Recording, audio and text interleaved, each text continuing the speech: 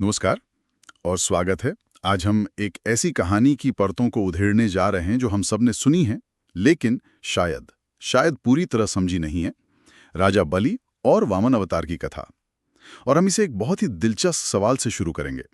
जब कोई अच्छा इंसान, एक गुणी शासक, इतना शक्तिशाली हो जाए कि वो ब्रह्मांड के संतुलन के लिए खतरा बन जाए, तो क्या उसे रोकने के लिए किसी दिव्य छल का सहारा लेना जायज है?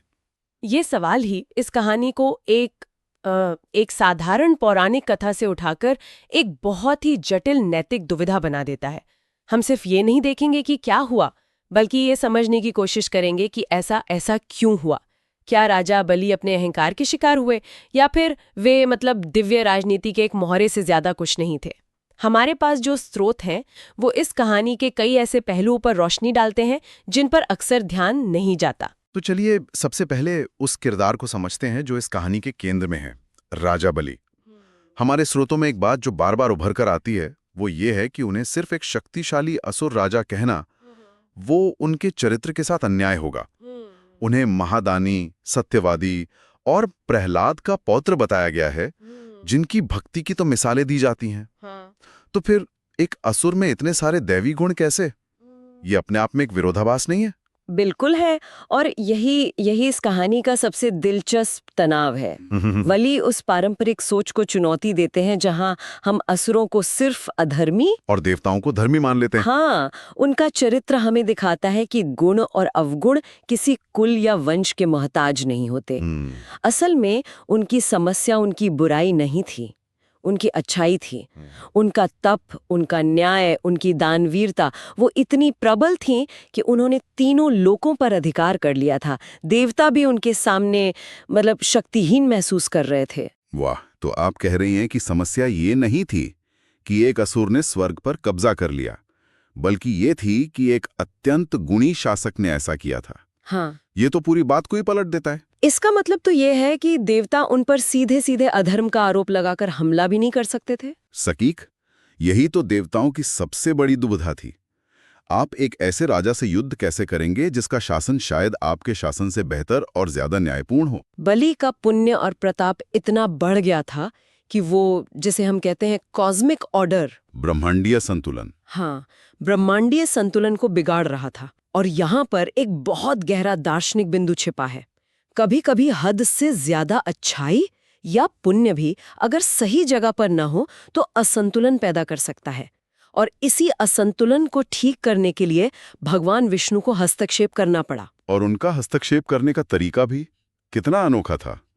कोई विशाल सेना नहीं, कोई विनाशकारी अस्त्र नहीं, बल्कि एक छोटे कद के ब्राह्मण बालक वामन का रूप। ये रणनीति अपने आप में क्या कहती है? ये एक राजनीतिक और मनोवैज्ञानिक मास्टर स्ट्रोक था।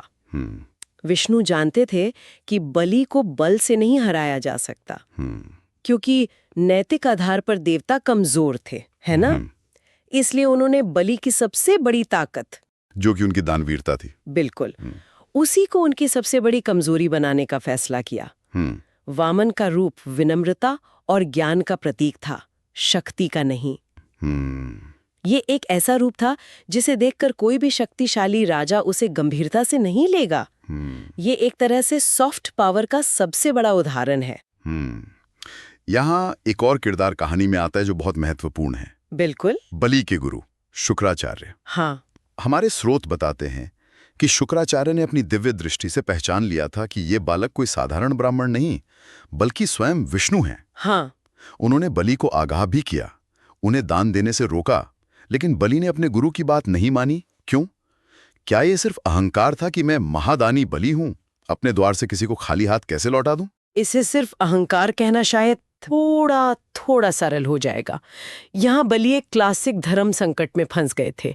एक तरफ उनका राजधर्म था जो कहता था कि अपने राज्य की रक्षा करो, चाहे कुछ भी करना पड़े, और दूसरी तरफ उनका व्यक्तिगत धर्म, उनका वचन कि वे किसी याचक को निराश नहीं करेंगे।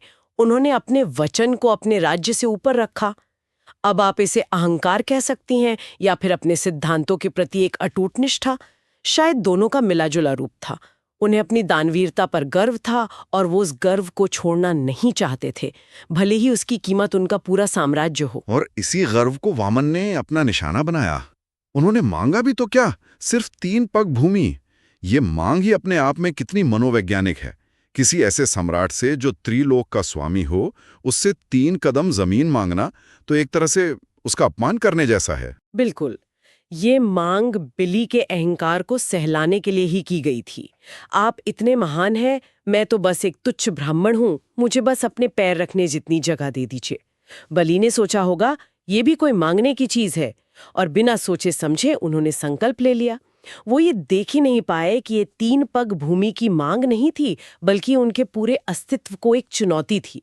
शुक्राचार्य ने उन्हें चेताया था, लेकिन बलि का अपने मैं पर जो विश्वास था, वो गुरु के ज्ञान पर भारी पड़ गया। हाँ, और जैसे ही संकल्प पूरा हुआ, खेल बदल गया। वो छोटा सा बालक एक विराट रूप लेने लगा। हमारे स्रोत इस दृश्य का बड़ा अद्भुत वर्णन करते हैं। पहले पग में पूरी पृथ्वी, दूसरे में पूरा ब्रह्मांड। ये सिर्फ शारीरिक विस्तार नहीं था, है ना? इन 3 पगों का कोई गहरा प्रतीकात्मक अर्थ भी है। निश्चित रूप से। इसकी कई व्याख्याएं हैं जो इसे सिर्फ भौतिक जगत को नापने से कहीं ज्यादा मानती हैं। एक व्याख्या के अनुसार ये 3 पग चेतना की 3 अवस्थाओं का प्रतीक हैं। जागृत, स्वप्न और सुषुप्ति। बिल्कुल। यानी विष्णु सिर्फ जमीन नहीं नाप रहे थे, वो दिखा रहे थे कि संपूर्ण अस्तित्व और चेतना पर उनका अधिकार है। एक और व्याख्या इन्हें तीनों वेदों से जोड़ती है। यानी संपूर्ण ज्ञान। हाँ, तो ये सिर्फ बलि के साम्राज्य का हरण नहीं था, ये एक दिव्य प्रदर्शन था कि इस ब्रह्मांड में परम सत्ता किसकी है। और 2 ही पगों में बलि का सब कुछ छिन लिया, उनका साम्राज्य, उनका गौरव, सब कुछ। अब तीसरे पग के लिए कोई जगह नहीं बची थी। मुझे लगता है कहानी का असली सार इसी क्षण में छिपा है। तकनीकी रूप से तो बलि कह सकते थे कि भाई मेरे साथ धोखा हुआ है, ये कॉन्ट्रैक्ट रद्द है। किसी भी आधुनिक वकील की सलाह तो यही होती। हाँ, लेकिन बलि ने ऐसा नहीं किया, और यहीं पर उनका चरित्र एक अलग ही ऊंचाई पर पहुंच जाता है। जब उनके पास देने के लिए कुछ नहीं बचा, तो उन्होंने वो चीज दांव पर लगा दी जो हर इंसान को सबसे ज्यादा प्यारी होती है, उसका अपना अहम, उसका अपना अस्तित्व। उन्होंने अपना सिर आगे कर दिया और कहा, प्रभु, तीसरा पग यहां रखिए। 1 मिनट के लिए इस दृश्य पर रुकते हैं। उस समर्पण की, उस विशालता की कल्पना करना भी मुश्किल है। हम सब अपना सब कुछ दे देने की बातें करते हैं, लेकिन ये तो उसका शाब्दिक रूप था, अपना सिर दे देना। ये हार है या कुछ और? यही इस कहानी का सबसे गूढ़ प्रश्न है। बाहरी तौर पर देखें तो ये बलि की पूरी हार है, उनका राजपाट गया, उन्हें पाताल लोक भेज दिया गया। हाँ, लेकिन अगर हम इसे आध्यात्मिक दृष्टिकोण से देखें तो ये उनके जीवन की सबसे बड़ी जीत थी। जिस क्षण उन्होंने अपना सिर झुकाया, उनका अहंकार पूरी तरह से विलीन हो गया। वो अब राजा बलि नहीं थे, वो सिर्फ एक भक्त थे, और उन्होंने वो हासिल कर लिया जो बड़े बड़े योगी और ऋषि मुनि जन्मों की तपस्या के बाद भी नहीं कर पाते। ईश्वर के सामने पूर्ण समर्पण। पूर्ण समर्पण। तो इसका अंतिम परिणाम क्या हुआ? क्या ये बलि के लिए सजा थी? हमारे स्रोत कहते हैं कि विष्णु बलि की इस वचन निष्ठा और भक्ति से अत्यंत प्रसन्न हो गए। ये थोड़ा विरोधाभासी नहीं लगता कि जिस व्यक्ति का सब कुछ छीन लिया, उसी से प्रसन्न भी हो गए? ये विरोधाभासी तभी लगता है जब हम जीत और हार को एक सांसारिक तराजू पर तौलते हैं। विष्णु ने बलि के अहंकार का दमन किया, भक्त बलि का नहीं। उन्होंने बलि को पाताल लोक का राजा बनाया, जिसे हमें किसी नरक की तरह नहीं देखना चाहिए, बल्कि एक और लोक के साम्राज्य की तरह। और उससे भी बड़ा वरदान दिया कि वे स्वयं यानी भगवान विष्णु हमेशा बलि के द्वार पर द्वारपाल बनकर खड़े रहेंगे। ये तो अकल्पनीय है। मतलब जिस देवता ने उन्हें हराया, वही उनका द्वारपाल बन गया। हाँ। तो बलि ने अपना राज्य खोकर स्वयं भगवान को ही पा लिया। ये तो घाटे का सौदा नहीं लगता। बिल्कुल नहीं। बलि ने वो खोया जो नश्वर था, राजपाट, धन, शक्ति, और पाया वो जो शाश्वत है, ईश्वर का सानिध्य। कहानी हमें सिखाती है कि भगवान अहंकार का नाश करते हैं, भक्त का नहीं। सच्ची भक्ति और समर्पण से आप ईश्वर को भी एक तरह से जीत सकते हैं, उन्हें अपना बना सकते हैं। बलि की हार उनकी आध्यात्मिक यात्रा का चरमोत्कर्ष थी, अंत नहीं। तो अगर हम इस पूरी चर्चा को समेटें तो ये कहानी सिर्फ अहंकार पर विनम्रता की जीत नहीं है। ये उससे कहीं ज्यादा जटिल और गहरी है। ये हमें सत्ता, धर्म और समर्पण के बारे में बहुत कुछ सिखाती है। ये हमारे जीत और हार के पैमानों को ही चुनौती देती है। सही कहा। और अंत में यह हमें एक बहुत ही गहरे विचार के साथ छोड़ जाती है। क्या जीवन में कभी-कभी सब कुछ खो देना ही सब कुछ पा लेने का रास्ता बन जाता है, जैसा राजा बलि के साथ हुआ? और यह भी सोचने वाली बात है कि ब्रह्मांड के पालक भगवान विष्णु ने उस व्यक्ति का द्वारपाल बनना क्यों स्वीकार किया जिसे उन्होंने खुद ही पद से हटाया था।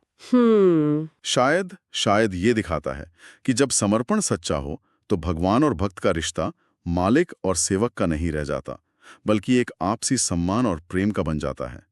और ये रिश्ता किसी भी सांसारिक साम्राज्य से कहीं ज्यादा कीमती है।